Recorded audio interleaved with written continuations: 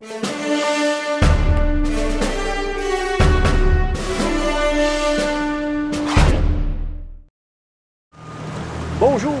j'aimerais prendre quelques minutes pour vous parler d'une technologie qu'on entend parler depuis quelques années maintenant qui s'appelle le side imaging, qu'on pourrait appeler la détection de côté. Au lieu d'avoir seulement une sonde directement sur le bateau, j'ai un faisceau qui est envoyé chaque côté de l'embarcation pour pouvoir détecter des structures qui ne sont pas sous l'embarcation. Actuellement, je suis sur une des 3 branches de rivière de la rivière Saint-Maurice qui a donné le nom de Trois-Rivières à la ville de Trois-Rivières. C'est un secteur que le lit de la rivière est à peu près toujours pareil, même profondeur, pas beaucoup de structures. Dans ce genre d'endroit-là, si je parviens à repérer une structure, exemple un tas de roches, un arbre surmergé ou des choses comme ça, il va y avoir plusieurs beaux poissons d'installer dans cet endroit-là. Sauf qu'avec un sonore régulier, il faudrait circuler ici des dizaines et des dizaines de fois pour bien quadriller le lit de la rivière. Avec le side imaging, actuellement, je suis capable de voir, régler comme il est là, 100 pieds chaque bord du bateau. Je pourrais même régler ça plus large encore. Donc là, je suis réglé de façon à pouvoir voir le lit de mon bras de rivière au complet ici.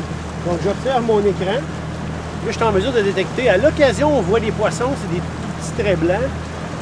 Mais c'est principalement des structures sur le fond que je recherche en faisant ça.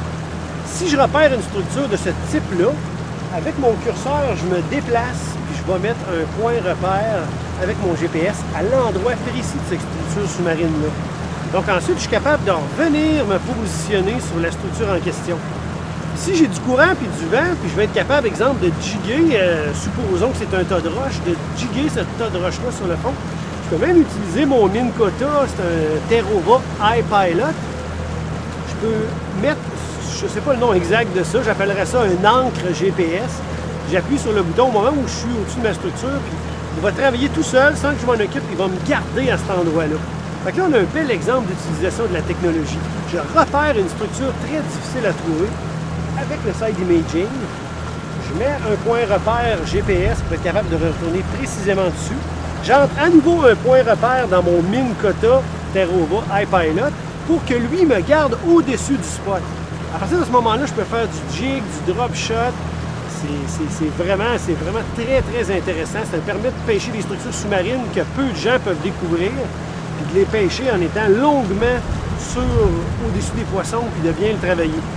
C'est une façon de faire qui peut rapporter gros, croyez-moi. Peut-être une petite anecdote en terminant comme ça.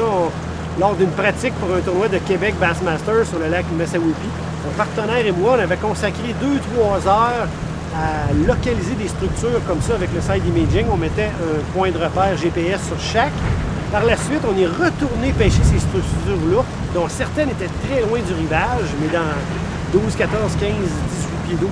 On a tellement pris des gros achillants sur ces structures-là, alors que les structures terrestres, très près du bord, produisaient seulement des petits poissons. On connaissait pratiquement pas ce lac-là, ça nous avait permis de nous classer quand même 5e. Donc, c'est un bel exemple d'utilisation de cette technologie-là, le side imaging. Ici, moi, je l'ai sur un modèle 987 d'Hummingbird.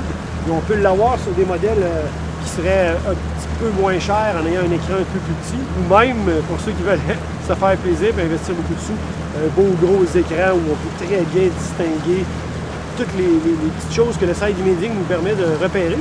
Ou encore mieux, de travailler en écran divisé. Sur un côté, le side imaging, sur l'autre côté, la sonde régulière en dessous du bateau. De cette façon-là, il n'y a pas un poisson qui peut nous échapper.